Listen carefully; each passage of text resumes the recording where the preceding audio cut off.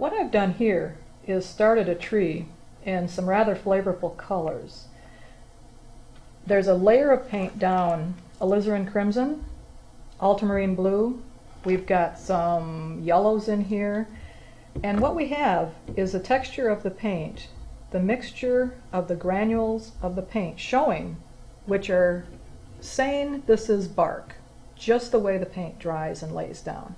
But we want to add to that and say a little bit more about the type of tree and how the bark is by adding a second layer of paint over the top of this dried granular look, because we want to add a little bit more light direction, a little bit more detail onto our painting.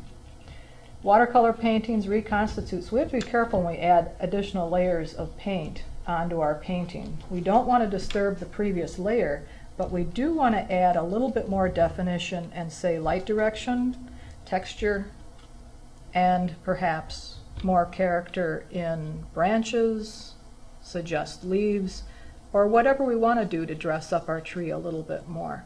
This is a fanciful tree, so we really don't have to stay firm to a species of tree. We can just play around and have some fun, which is what we want to do when we paint, is to have a little bit of fun.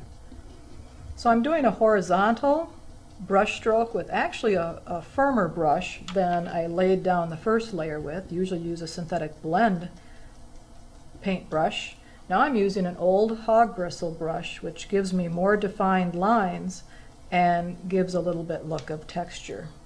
So I'm putting a horizontal brush stroke in around the tree trunks and branches to say I'm round, I have bark, I'm alive.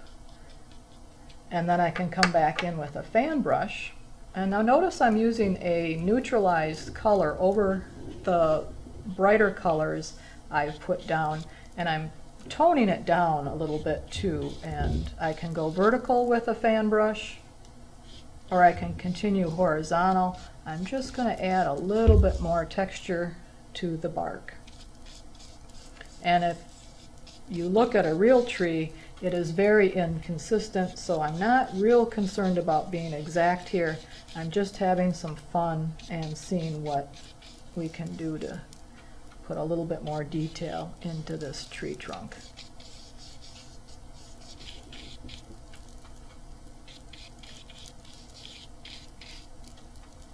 And if I wanted to have a little indication, a little bit more on the ground here, of a little bit more vegetation, the fan brush is good for that too. Just remember to have some fun with your painting.